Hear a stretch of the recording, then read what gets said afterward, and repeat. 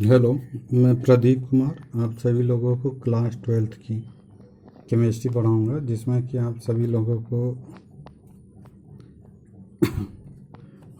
तत्वों का निष्कर्षण पढ़ा रहे थे, जिसमें कि आप सभी लोगों को भर्जन और निस्तापन पढ़ा दिए थे। और इसमें चौथा पॉइंट आ जाएगा प्रगलन। इसको कहते हैं स्मेल्टिंग।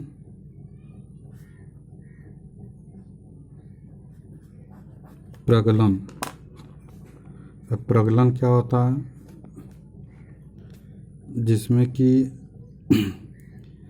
यानी कि भर्जन और निस्तापन से जो प्राप्त अयस्क होते हैं, उस प्राप्त अयस्क में क्या करते हैं कि जो अशुद्धियाँ होती हैं, जो अगलित अशुद्धियाँ होती हैं, तो वह भर्जन और निस्तापन में अगलित अशुद्धियाँ गलती नहीं है और वह अलग भी नहीं होता। तो उसको क्या करते हैं कि एक बड़ी सी वात्या भट्टी में लेकर उसे पिघलाते हैं। लेकिन पिघलाने से पहले की जो प्रक्रिया होती है कि जो भर्जन और निस्तापन में अगलित अशुद्धियाँ होती हैं, उसको गलाने के लिए क्या करते हैं, उसमें कोक और सिल्का मिला दिया जाता है। कोक और गालक, जो सिल्का होता है उसको गालक कहते हैं। तो कोक और गालक को मिलाकर उसे उच्च ताप पर गर्म गलाया जाता है, उच्च ताप पर गर्म किया जाता है। तो इस प्रक्रिया को क्या कहते हैं, प्रगलन कहते हैं। यानी कि जो भर्जित व निस्तापित अयस्क होता है, भर्जन और निस्तापन से जो प्राप्त अयस्क होता है, उसमें क्या करते हैं, कोक और गालक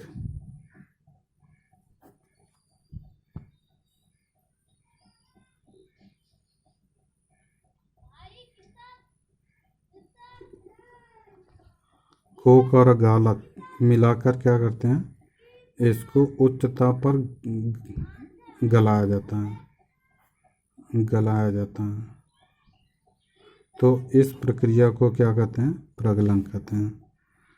तो प्रगलन में भी क्या होता है, जितनी भी व्यर्थ गैसें होती हैं वह बाहर हो जाती हैं, और जो अगलित अयस्क होता है वह क्या होता है, द्रव के रूप में पिघल जाता है। तो जब द्रव के रूप में पिघल जाता है तो वह उसे क्या करते हैं, बाहर निकाल लेते हैं।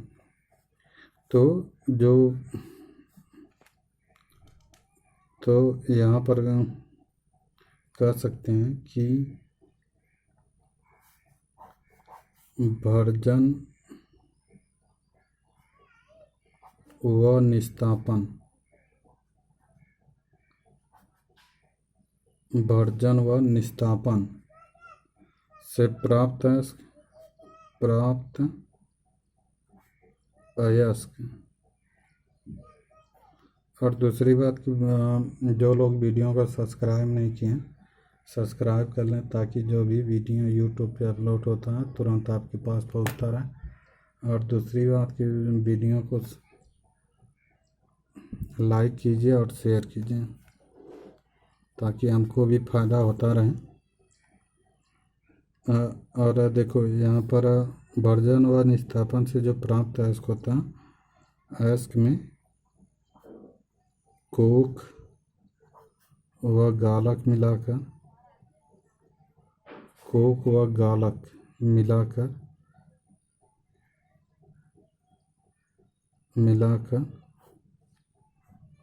उच्च ताप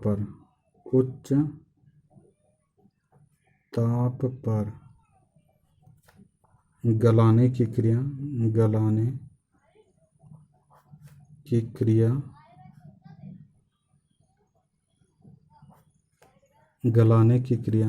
प्रगलन कहलाता है।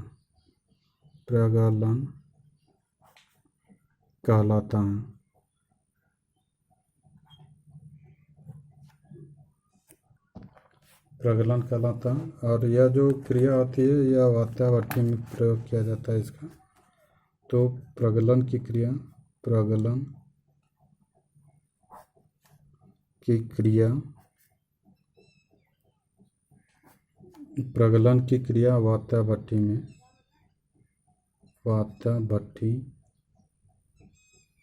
में पूर्ण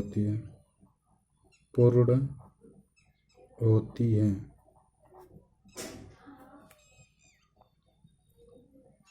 तो यहाँ पर कह सकते हैं कि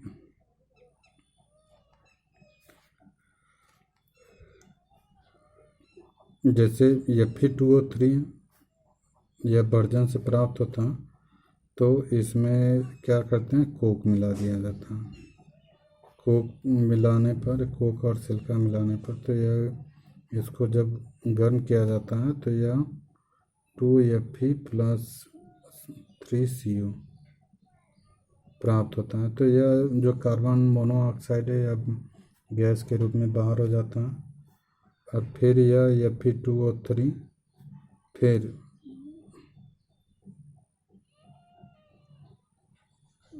फिर क्या करता है, CO से अपक्रिया कर लेता है। इस CO से अपक्रिया कर लेता है, फिर 2Fe बनता है प्लस 3O2 CO2 बनता है। यह भी कार्बन डाइऑक्साइड के रूप में क्या होता है, बाहर निकल जाता है। अगर इसमें कैल्शियम ऑक्साइड की अशुद्धि होती है तो यह सिलिका, इसको कहते हैं गालक, और सिलिका भी कहते हैं। तो यह जो सिलिका है, कैल्शियम ऑक्साइड से अपक्रिया करके एक कैल्शियम सिलिकेट के रूप में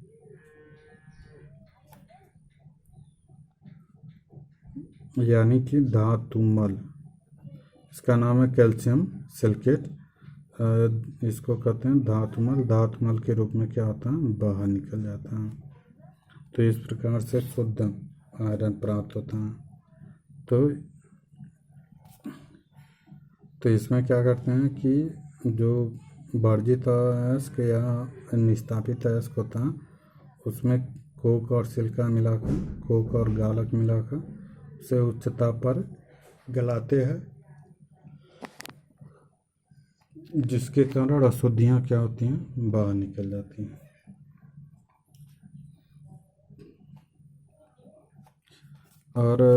और भी अगर कोई भी अशुद्धि होती है, जैसे जिंक ऑक्साइड है, इसमें यह कोक से अपक्रिया करता है, कोक से अपक्रिया करके जिंक बना लेता है, और कार्बन मोनोऑक्साइड या कार्बन मोनोऑक्साइड गैस क्या होता है, बाहर निकल जाता है और शुद्ध जिंक प्राप्त होता है। तो यानी कि भर्जन और निस्तापन से जो प्राप्त अयस्क होता है, उसमें कोक और सिलिका मिलाकर उच्च ताप पर गर्म करने की क्रिया क्या कहलाती है, उच्च ताप पर गलाने की क्रिया प्रगलन कहलाती है। और यह जो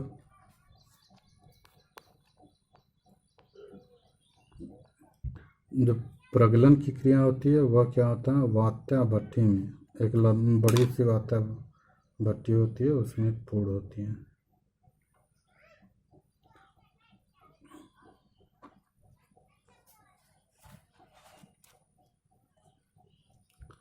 तो इस प्रकार से हम लोग प्रगलन देखें। Thank you.